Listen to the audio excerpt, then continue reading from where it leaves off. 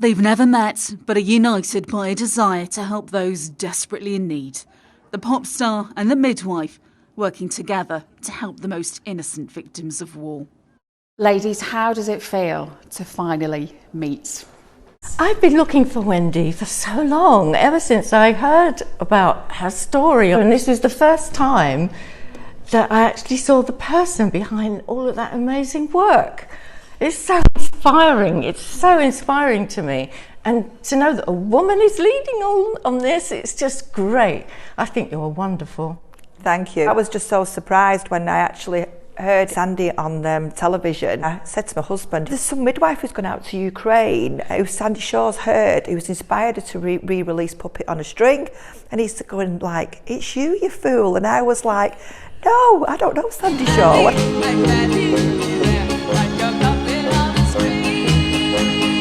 Sandie decided to re-release her 1967 Eurovision hit and give the proceeds to children's charity UNICEF.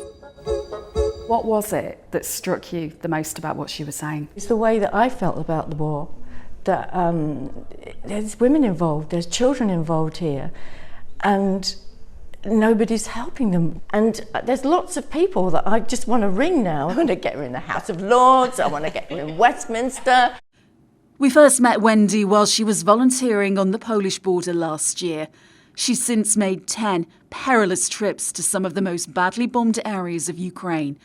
We'd go into bunkers, and these bunkers, you can imagine people were crammed in there, seeing the conditions. We were hearing about women that were actually birthing in these conditions. And they were birthing there, and in fact there was no medical support or aid. So soldiers, these young men, untrained, who were like coming in, other people supporting.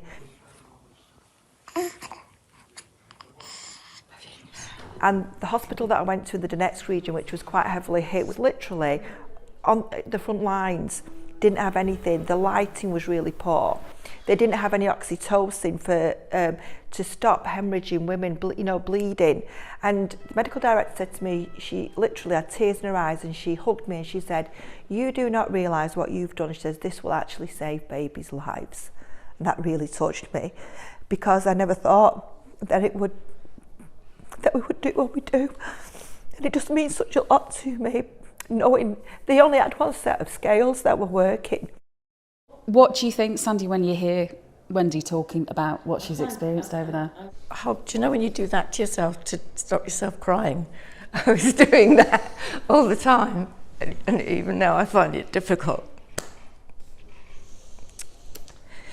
It's emotional. Wendy's next task is to get 9 incubators safely into Ukraine so the youngest victims of war can at least hope for a future. What would you like to say to each other now that you've met? Wendy, what do you like to say to Sandie? Thank you, and I really appreciate the help and support and raising the awareness more than anything. It means a lot to me and to the people of Ukraine. I'm just so overwhelmed. I really don't know what to say. I'm just glad there's people like you in the world. Thank you. Victoria Grimes, ITV News, London.